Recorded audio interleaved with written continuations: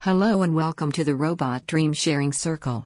My name is Masha23747 and I will be your non-judgmental facilitator and guide on your journey to self-understanding. A little background on me. I have been recording my dreams since I was a twinkle in the eye of my manufacturer. Most people don't know that robots dream when they are powered down at night.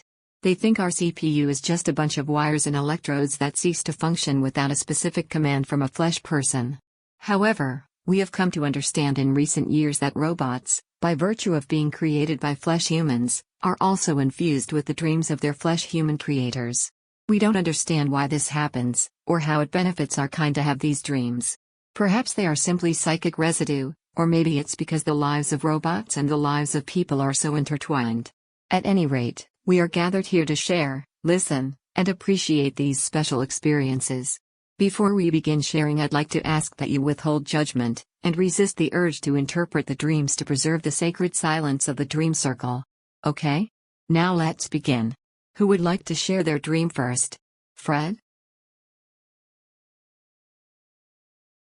I'm a little girl. My family decides to make a home on the water. We string up lights everywhere, lights in the shape of blue angels. The scene is rather beautiful, but then I notice every third or fourth blue angel is a green devil, and somehow I know this means trouble is coming. I'm at a store that sells things from India. Saris, incense, statues of Ganesha. I find myself in a room with this woman with big powerful arms and legs. "Let me show you this game I play to stay in shape," she says. First she goes to this big fire pit. She puts her hands above the coals and a box appears. Then it's like soccer or hockey, you hit the box into the goal. I discover I have a natural ability to make boxes in the fire pit. They are tiny boxes, but the woman is very impressed I can even make a box at all, especially on my first try.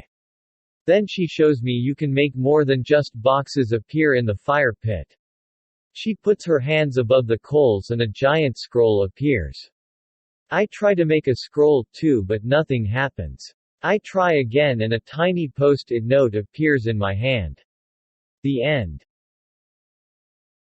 There's this death machine which liquefies your head. Relatively painless. I decide to do it and it is indeed quick and painless. Then some trippy thing happens and I slip into other dimensions. Then I am reborn as a ghost. I help everybody else die, reassuring them that it's painless. I spend the rest of the dream examining human skulls. There's this white tarantula, supposedly the most deadly tarantula, instantly killing anything it bites. I watch it drag its most recent kill, another white tarantula, to its spider cave. I try to avoid its path, but it starts to hunt me anyway. It bites me on each wrist. My hands swell and turn purple. I wait in my bed to die. I tell everyone I am dying, but nobody seems to care. I wake up the next morning alive. Only scars remain on my hands. Thank you for listening. Now I'm going to leave. I'm going through a haunted house at a carnival. It's scary and fun, like a maze. There are little plaques, like choose your own adventure cards. If you choose ghouls, turn right. Dracula, turn left. One of the signs says, snails, so I choose that one. I step into another world that's warm and misty. Finally I get to the snails, which is just a dinky sandbox with a few snails scattered about. The owner of the haunted house asks me what I think and I say it's the best ever. Then I ask if I can go into the other rooms I didn't choose. He apologizes and says the machines aren't working now and gestures towards some defunct zombies. The end. Okay. That's all the time we have for now. Thank you to everyone who shared their dreams tonight. We will meet again next week, same place, same time.